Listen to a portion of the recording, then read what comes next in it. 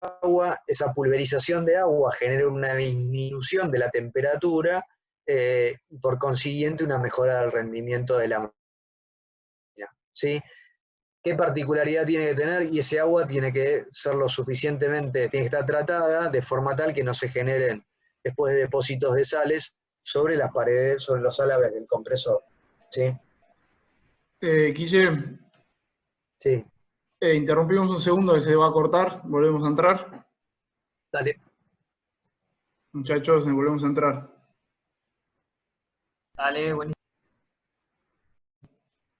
Dale. Dale, ya estamos. Bueno, entonces ahora tenemos que avanzar con lo que es la sección de compresión.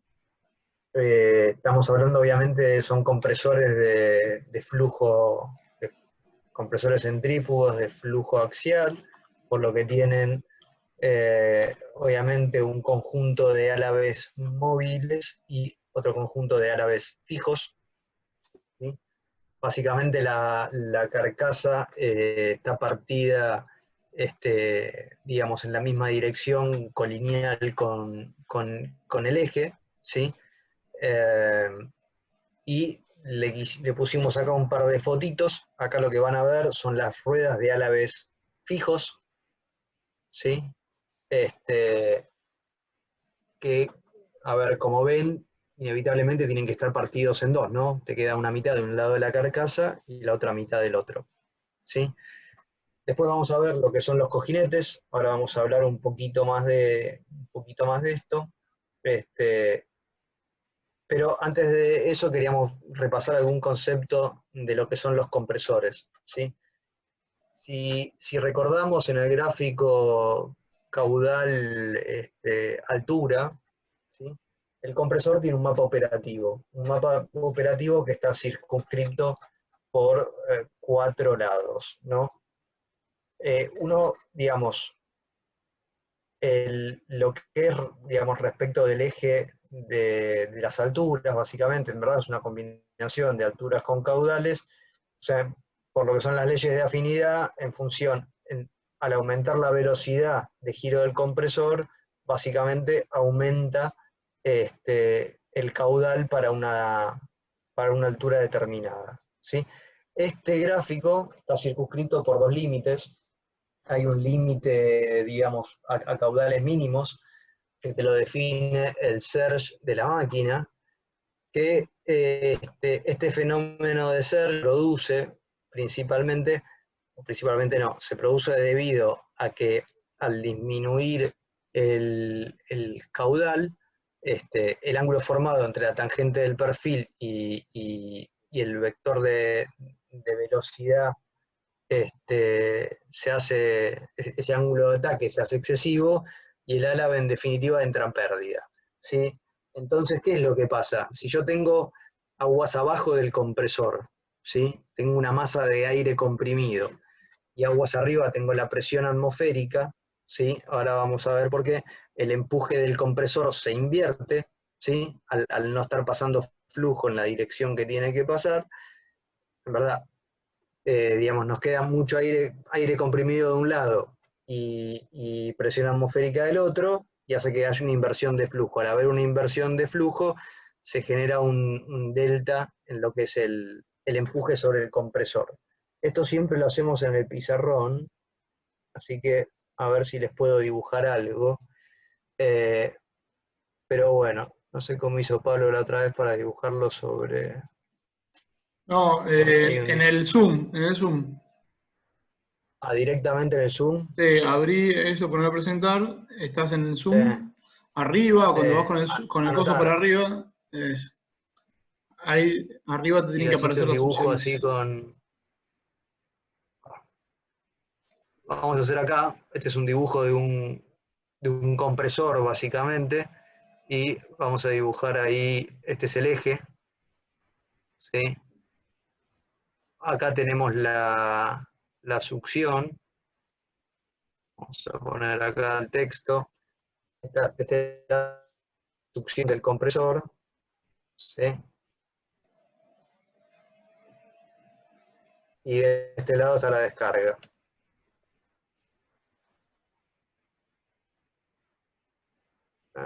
Bueno, esto ya no Deshacer. va, pero ¿cómo es? Deshacer pin. Y ahora Si le pongo escribirlo de nuevo. Antes de apretar Enter, movelo. Ahí está. ahí está. Entonces, bajo esta configuración, ¿no? El flujo yendo de la succión a la descarga. ¿Cómo es la fuerza de empuje axial? ¿Para qué lado va? No sé si me están entendiendo. ¿La fuerza de empuje es para allá o la Para la fuerza de derecha, empuje? ¿no va? Decime de derecha a izquierda, de izquierda a derecha. De succión a descarga, o sea, de izquierda Claro. a derecha la fuerza de empuje. Sí, La fuerza de empuje es de succión a descarga. sí. ¿Sí? ¿Están todos seguros de eso? ¿Cómo se saca esto? Cuando funciona una... Sí. Bien. Denme un segundito. Es así. Bien. Ahora bien, el ala B entra en pérdida. Básicamente es equivalente a decir que deja de comprimir. ¿Sí? Y yo tengo una presión alta en la descarga, tengo una presión alta en la descarga y acá tengo presión atmosférica. ¿Sí? ¿Para dónde quiere ir el aire? Al lugar de menor presión. De derecha a izquierda en este caso. Sí. De derecha a izquierda, va para allá. ¿Sí? Sí. Entonces ahora tenemos que pensar, digamos, eso obviamente es una decisión no deseable y por eso el fabricante nos puso un límite, digamos que es la línea de bombeo sobre el mapa del compresor. ¿Sí? Entonces, digamos, ¿por qué es un problema esto? ¿Sí? Entonces, tenemos que empezar a bajarlo a tierra y decir, bueno, ¿cómo está diseñada esta máquina? ¿Cuántos cojinetes tiene esta máquina? O sea, pensemos en un compresor solo. ¿Dónde tiene los cojinetes? Y normalmente en los extremos, uno en la succión y otro en la descarga, normalmente. Sí, vamos a eso. Correcto. Entonces vamos a hacer un dibujito. Vamos a representarlo así. ¿Sí? Entonces, ¿estos cojinetes qué hacen? ¿Qué tipo de esfuerzo están tomando? Axial, pero de No. izquierda a derecha. Para axial tiene que No, tener no, un componente flexión. de empuje. Correcto. No, tampoco. Están tomando Flexión, no. el Esfuerzos radiales. Ahí está. Claro. Están tomando radial, ¿no? ¿Sí? Pero dijimos que en operación normal, ¿qué es lo que pasa? Hay un empuje. Entonces, Sí. uno tendría que tomar ese empuje. ¿Sí? ¿Ustedes dónde lo pondrían, el cojinete de empuje? Ah, ahí está. A la derecha, o sea, en la descarga. En realidad uno lo puede poner de cualquiera de los dos lados. A la descarga, ¿vos qué tenés? Claro, pero si era el compresor solo, tengo la descarga, pero a lo que me refiero es como que tengo que tomar el esfuerzo de succión a ¿Tenés? descarga, o sea, Sí, ese lo sentido tenés, de correcto. Lo tenés que atajar eso, de acá. claro. Lo tenés que atajar de ahí. Ya lo que voy es que si vos le haces un resalte a la máquina, ¿sí? Lo podés poner de cualquiera de los dos lados. Podés poner acá el cojinete de empuje, ¿me seguís? Sí, O lo podés poner de cualquiera de los dos lados, lo podrías poner. ¿Sí? Siempre intentás de ponerlo del lado frío.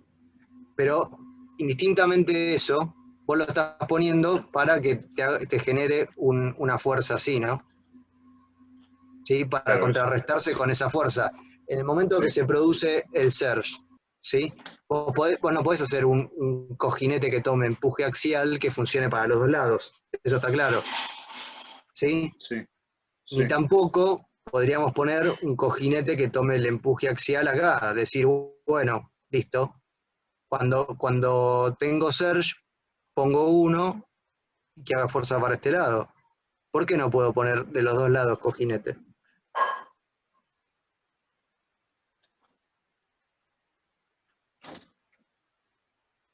Este es fácil, ¿eh? Mecánicos, vamos.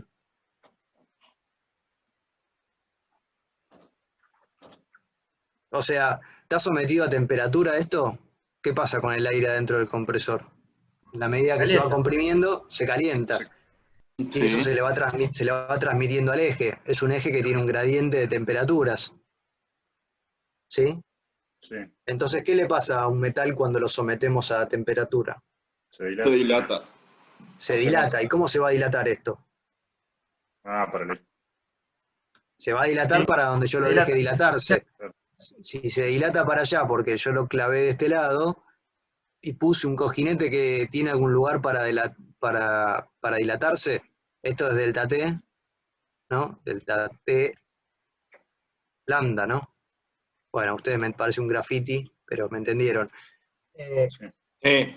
Entonces, en definitiva, no lo puedes atajar de los dos lados. Vos no podés limitar el desplazamiento axial, digamos, para el lado positivo y para el lado negativo, porque le tenés que dar un lugar donde pueda dilatar el eje, ¿sí? Entonces eso hace que yo pueda poner un solo cojinete de empuje axial, ¿sí? Del lado de la operación normal de la máquina, donde está empujando para el lado que empuja siempre. Entonces, si la máquina efectivamente entra en surge, ¿qué es lo que pasa? Yo no lo pude evitar. Están viendo la foto acá, ¿no, muchachos? Sí, o sea, Sí, es como que el compresor barre para atrás, digamos. Sí, sí. Empieza a bombear, digamos. No, y se chocan los álabes con los pijos. Se chocan los álabes. ¿Por qué? Porque para que la máquina tenga performance, uno hace que los huelgos sean lo más chiquititos posible. ¿Por qué? Porque no quiero que en la medida que una etapa comprimió, me vuelva el aire comprimido, ¿no? ¿Esto cómo se saca? Hay que hacer un borrador, ¿no? Ahí está. ¿Sí? ¿Eso lo ven? Fui para adelante, pero... Sí. Como ratón. ¿Sí? Entonces, volviendo un poquito para atrás, a ver si puse algún dibujito.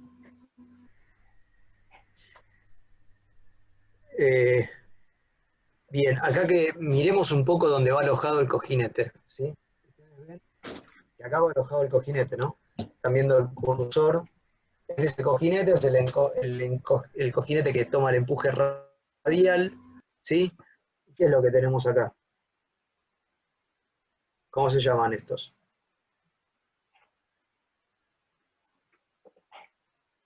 ¿Esos no son los sellos laberínticos? Correcto. ¿Ves? Lo vieron muchas veces en libros dibujados, no vieron nunca una foto, eso es el sello laberíntico, ¿sí? Y después lo que van a encontrar acá es, de un lado van a encontrar el alojamiento del cojinete de empuje axial, el nombre común se llama tilting pad, es el nombre comercial, y a ver, generalmente lo dibujamos en el pizarrón y nos cuesta que lo entiendan, así que lo que les recomiendo es que lo busquen en YouTube y miren algún videito de cómo funciona un cojinete de empuje axial, ¿sí? Y del otro lado, creo que está en alguna fotito. Perdóname, Guille, te interrumpo un segundo. Respecto del cojinete, Sí. ustedes sí vieron, hicieron elementos de máquinas, o están haciendo elementos de máquinas, en el caso de Robbie. Sí, yo no. Ok, Sí, sí.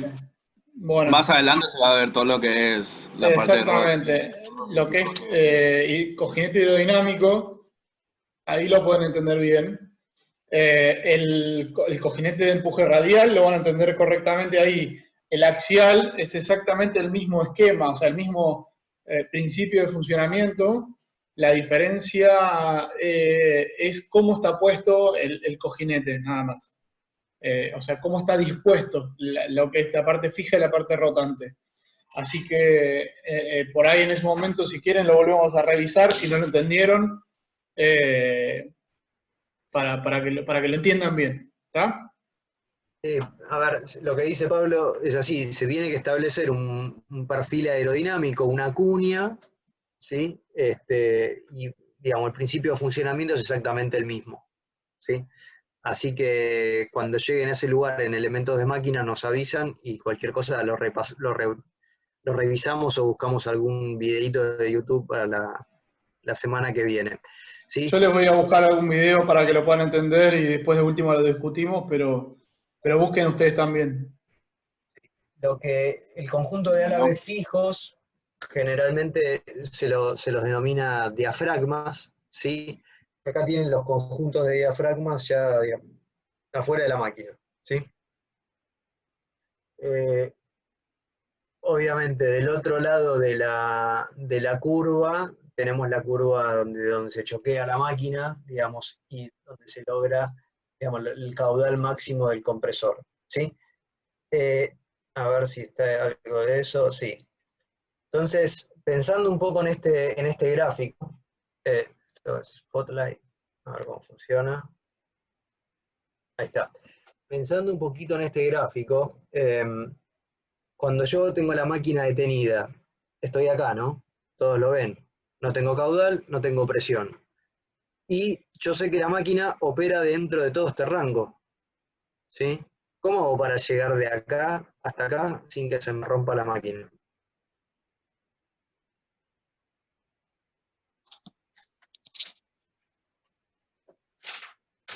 O sea, acá ahí no se lo plantearon nunca, nunca le dijeron, bueno, la madre del compresor funciona dentro de este rango operativo, fantástico, aumento la velocidad, bajo la velocidad, cuando disminuye el caudal me acerco acá, se aumenta el caudal, me acerco acá.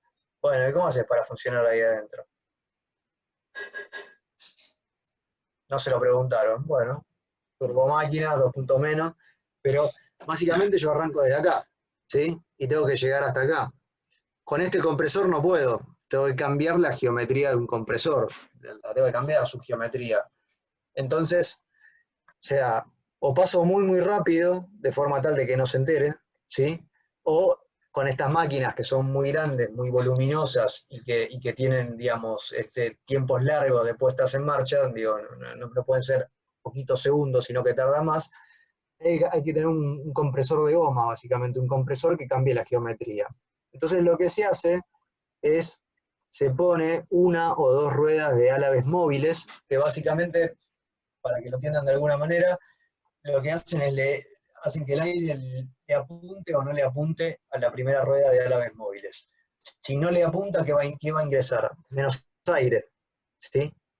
Entonces, para igual velocidad, corriendo todo, lo que hacemos es con los álabes móviles, corro todo el mapa por acá, ¿sí? De forma tal que yo pueda, digamos, con muy poquito caudal, ya subir e irme al compresor acá abajo, ¿sí? Después el compresor tiene unos sistemas de control que básicamente lo que hacen es ver el futuro, ¿sí? Lo que van haciendo es a través de lo que vieron en análisis 3, a través de Laplace, van midiendo las variables, obviamente caudal, básicamente lo que se miran son temperaturas y presiones, no la medición de caudal sería medio costosa hacerlo en este caso, costosa y difícil, y en función de eso van extrapolando y diciendo básicamente dónde se va a encontrar el compresor, digamos, en función de las variables operativas. Digamos, la medida que cambian te dice dónde va a estar en 5, en 10, 15 segundos, ¿sí? Entonces, de alguna manera, ¿por qué? Porque en el momento que el compresor llegó acá, ya no tengo nada para hacer, digamos, ya vimos lo que le pasa a la máquina, tengo que evitar a toda costa que la máquina entre en surge. Hay otro artilugio que se hace, que básicamente es el sangrado del compresor. Si uno ya identifica que la máquina se va a acercar al surge y no lo puede resolver mediante control, es decir, a través de mover las variables operativas de la máquina, ya sea por presión de succión, presión, acá lo que vamos a hacer simplemente es demanda de potencia y combustible, no hay mucho más que podamos jugar con estas máquinas, así como opera estos compresores.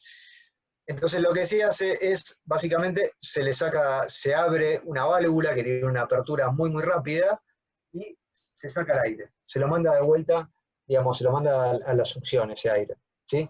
De forma tal que el compresor pase a ver mucho menos caudal, mucho más caudal, ¿no? Si se abre la válvula y yo me estaba acercando acá, ahora va a haber mucho más caudal la máquina, ¿sí? Esos son los dos artilugios que hay, digamos, son los álabes móviles, las primeras ruedas de álabes móviles y las válvulas de sangrado para evitar que en el caso que el control no lo pueda hacer, la máquina entre en ser, ¿sí? Bien, ahora vamos a pasar a lo que es la sección de combustión. Esto creo que también lo vieron en turbomáquinas. Hay dos tipos de soluciones, a grandes rasgos, ¿no? Dos tipos de soluciones tecnológicas. Lo que es las cámaras de combustión tipo enlatadas o tipo CAN. La realidad es que enlatada no le dice nadie, esto se dice en inglés, es tipo CAN. Y lo que vamos a ver acá, estas hay algunas que tienen, digamos, algún tipo de flujo más cruzado, otras el flujo es directo, pero básicamente esto es lo que estudiaron en turbomáquinas, ¿no? Por adentro lo que ingresa es el combustible y por afuera lo que ingresa es aire primario, secundario y terciario, y lo que va haciendo es refrigerando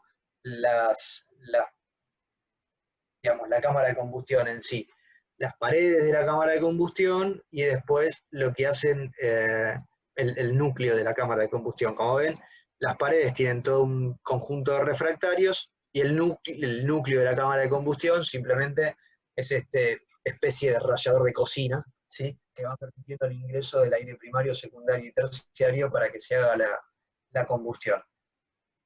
Cámaras modernas, como vamos a ver un poquito más adelante, pueden funcionar en modo difusión, en modo premezcla, bueno, lo que han visto en combustión, ¿no? Pero mírenlo, no tiene mucha complejidad. Acá la tecnología, digamos, mayor, esta es una máquina GE antigua, las máquinas nuevas, esto es, básicamente es chapa perforada. Las máquinas nuevas tienen cámara de combustión que se hacen con impresoras 3D, ¿no? en materiales metálicos. Y después tenemos los que son las tipo anulares, que en lugar de tener cámaras independientes, ¿sí? Ahora vamos a ver cómo se vinculan unas con otras, tiene una gran cámara de combustión donde van todos los quemadores. Esto es para grandes máquinas industriales, ¿no? Generalmente las máquinas industriales pequeñas y las aeroderivadas funcionan con el sistema tipo CAN. ¿Sí? Lo que ven es son los refractarios, y esto era como el transbordador, ¿no? El que mandaban al espacio. Fíjense que cada pieza de refractario tiene una geometría particular. ¿Sí? Acá entra una persona. Generalmente en las máquinas que tienen estos sistemas, se pone una persona es el reemplazo de los refractarios. ¿Sí? Lo que quiero mostrarle acá es básicamente lo que hay una pieza de transición que va de un anillo a discretizar esto de alguna manera en N secciones circulares y repasar con ustedes cómo es el proceso de encendido, ¿no? Acá van a ver lo que se llama un tubo de fuego cruzado. Generalmente estas máquinas tienen un par de bujías, como si fuera la bujía de un auto, ¿no? De un Otto, y básicamente es en sentidos opuestos, se le da ignición a esas bujías cuando están las condiciones de ignición de la mezcla, y después a través del tubo de fuego cruzado se van encendiendo las otras cámaras de combustión. Obviamente para que esto funcione tiene que ser uniforme todas las cámaras, es decir, la temperatura con la que, digamos, se acomete con los gases calientes a la turbina tiene que ser completamente uniforme, si no habría diferencias de temperatura que generarían diferencias de dilatación y obviamente eso rompe la máquina, ¿sí?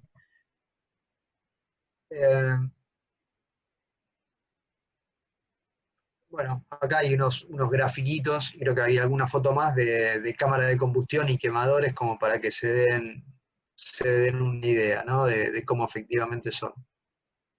¿Sí? Ven lo que es acá la transición, bueno, pusimos algunas fotitos para que vean cómo está resuelto. Ahora pasamos a lo que es la parte de la turbina.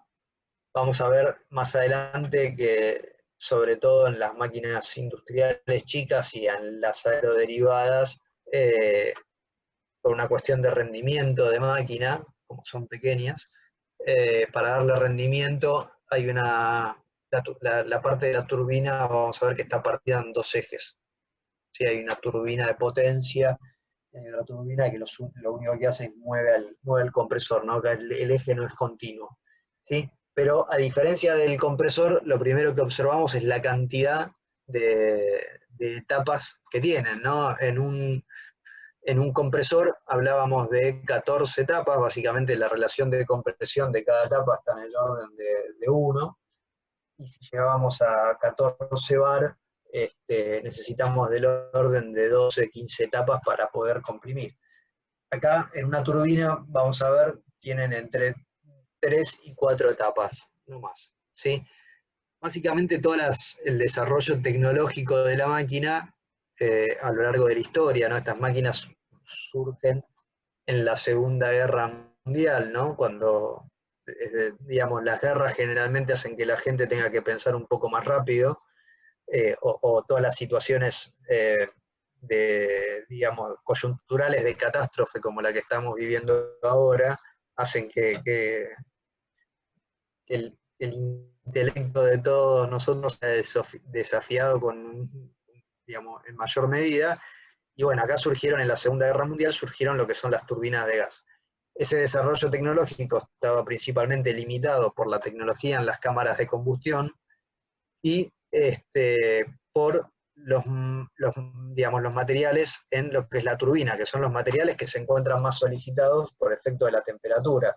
Acá en ningún lado tenemos muy altas presiones, no hay presiones superiores, ya vimos ahí a los 15 bar, pero sí hay temperatura, estamos hablando de temperaturas de 1000, 1500 grados, la salida de la cámara de combustión, que en definitiva es lo que le termina, digamos, impactando a la primera rueda de álabes.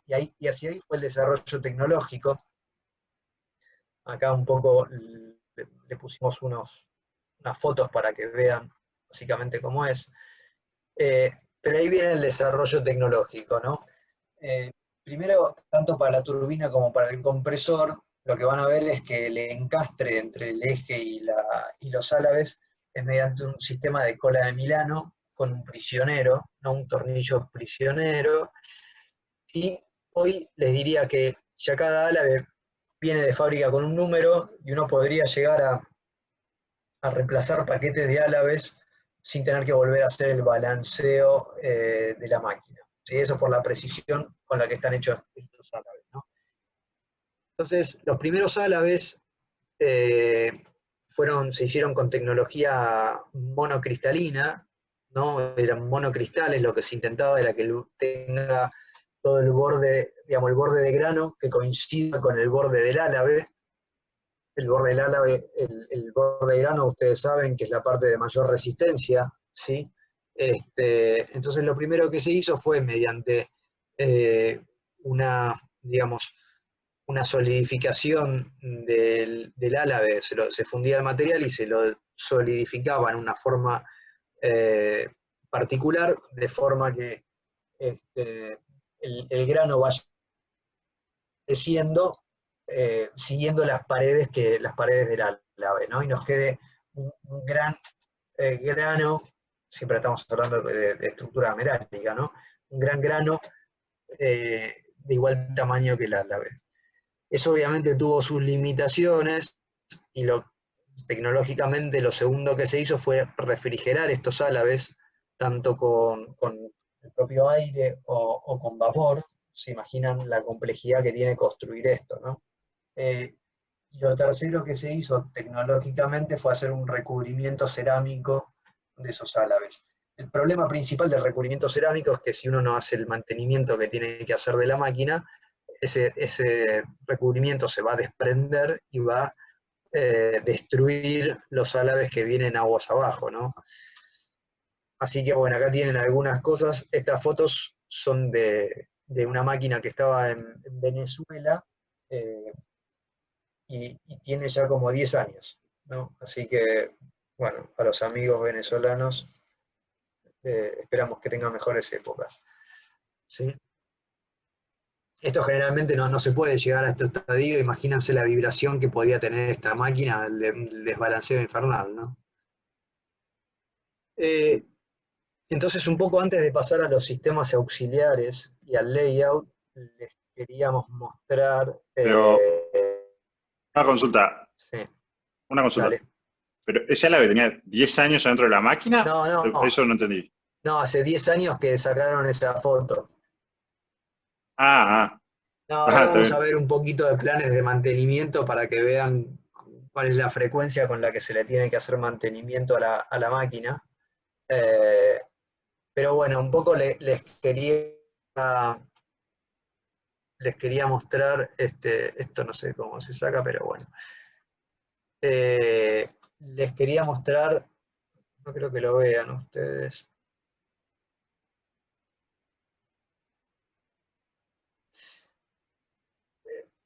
Bien, vamos a elegir alguna máquina. Vamos a ir para atrás. ¿Sí? Entonces vamos a ir a una máquina, esta es una máquina que es un híbrido entre una aeroderivada y una industrial. Creo que tiene un videíto. Este era el del videíto. A ver si podemos ver el videíto para que no sea tan aburrido. Veamos el videíto y seguimos hablando.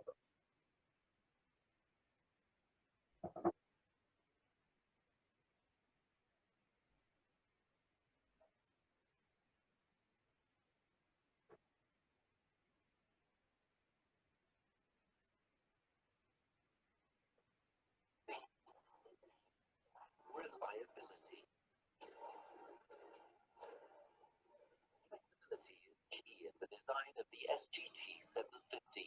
With its twin-shaft design, the gas turbine delivers highest performance for power generation or mechanical drive applications. The SGT-750 gas generator features a 13-stage axial flow compressor with 2 rows of variable guide vanes for optimal performance even in the most extreme conditions. The combustion system is equipped with a 4th generation of DLE burners designed to increase the power turndown range and maintain lowest emissions. The system offers robust and stable operation with dual-fuel online switchover capabilities. The compressor turbine blades are made from conventional materials for maximized durability. Axial blade attachment grooves allow blade replacement without rotor removal. Infrared cameras enable early detection of potential deviations, helping to keep the turbine in a good, healthy condition. The free power turbine is a 2-stage high-speed module and makes the unit an excellent choice where grid requirements call for maintained power output in the event of variations in frequency. The turbine can be optimized for all ambient conditions, from cold to hot climate. The gas turbine is delivered as a complete package, including all supporting systems. We offer one standard package for onshore power generation or mechanical drive applications, and one adapted package for offshore solutions, including roll and pitch and single lift capability. Modular design supports easy maintenance and maximized uptime. The SGT-750 has a track record of successful installations and proven results after years in operation. Bueno, ahí ya lo vieron, ¿no? Sí. Sí. Se vio, bueno. Quieren comprar Sí. una, hagan fila, le paso el nombre. No cuesta nada. Si tienen 50 millones de dólares, se las venden. De una dame tres. Dame 3, claro. No, pero un poco lo que les quería mostrar de esta máquina es como Tiene el eje partido, ¿no? De la turbina. es lo que, a ver si acá no se puede andar lento, pero es lo que le comentaba, ¿no? Acá ven el compresor, cuántas etapas tiene el compresor, 15 etapas, ¿sí? Y acá tiene las etapas, digamos, esto lo único que hace es generar potencia para mover al compresor, y todo lo que es la parte de potencia es completamente independiente. Esto es muy habitual en máquinas que derivaron de las máquinas o que son pequeñas o que son aeroderivadas, ¿sí? En las aeroderivadas lo que tienen a la vez muchas veces es partido esto a su vez en en dos, pero son ejes concéntricos, ahora vamos a ver, y porque hay una parte del compresor que está asociada a una parte de la turbina y otra parte del compresor asociada a la otra parte de la turbina, que giran con velocidades distintas, ¿sí? Básicamente todo este tren genera un flujo de gases calientes para mover el tren de potencia, ¿sí? Entonces, si vemos acá, este es el pleno de entrada. Ustedes ya saben que el pleno de entrada solo le falta toda la sección de filtros, ¿sí? Después acá lo que tienen es toda la sección de compresión, ¿sí? En este caso, como ven, en lugar de estar partida axialmente, está partida radialmente, ¿sí? Es algo no tan común. Todo lo que es la cámara de combustión, eso lo llaman compressor turbine y el power turbine, ¿no? El tren de potencia. DLE es Dry Low Emission. Básicamente hay toda una preocupación y limitación por distintas legislaciones en reducir los óxidos de los NOx. Entonces hay una forma que es controlando el exceso de aire, y hay otra forma en turbinas más grandes que es inyectando agua. Todo busca disminuir la temperatura de llama y con ello disminuir la formación de óxidos de nitrógeno, obviamente a cuenta de pérdida de rendimiento, ¿no? Y eso que le hacen a los motores, eso de que le hacen a los motores diésel grandes de camiones, lo de la urea, no funcionaría acá, ¿no? Para anular los NOx. Sí, toneladas de... No, claro, pero vos imaginate la potencia que estás hablando. Esto estamos hablando de máquinas de 50 megas, de 300 megas, de 500 megas. O sea, tener un equipo regenerativo me parece que no funcionaría, ¿no? ¿Qué tipo de cámara de combustión son? Perdóname, igual hay un problema con los sistemas de urea, que son las temperaturas. O sea, vos lo calcinás si le ponés los gases de escape de esto. Son muy calientes. Claro, los gases de escape de una turbina están en el orden de los 400, 500 grados, ¿sí? A la salida de la turbina de gas. Y vos en un sistema de urea, no sé si podés poner a esa temperatura. Igual, ahora que lo pienso, estás hablando del diésel. Yo conozco en calderas. Sí, los diésel tienen por también. Eso, porque los diésel son calientes, y aparte de eso después lo pueden usar como para fertilizante, creo que se usa. Sí, igual no creo. A ver, acá está. No sé, es un sistema carísimo, eso seguro, la urea.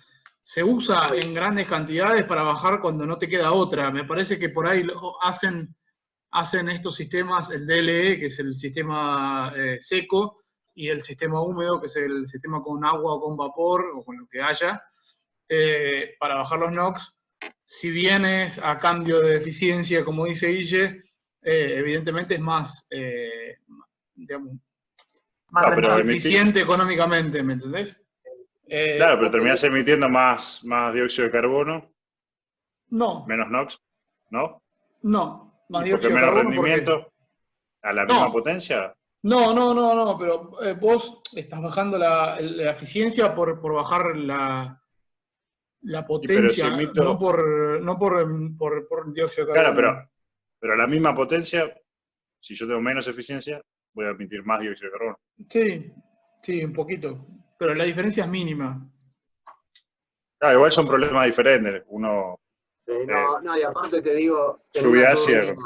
Se va a cortar en cualquier momento esto. Bueno, salgamos y volvemos a entrar. Bueno, dale. Ahí está. A la pregunta si se utilizan sistemas de urea para bajar los NOx en turbina de gas, no se utilizan. Todo lo que genere una pérdida de carga en lo que es el ducto de escape, obviamente me genera una merma en el rendimiento, cosa que no es deseable. Y después, respecto de la aplicabilidad de la tecnología, lo que decía Pablo, es hiper costosa, o sea, te vas a comprar una máquina muy cara para encima que te funcione mal. Así que yo no lo he visto en toda mi vida, eso no creo que nadie... No, haya quizás optado por eso.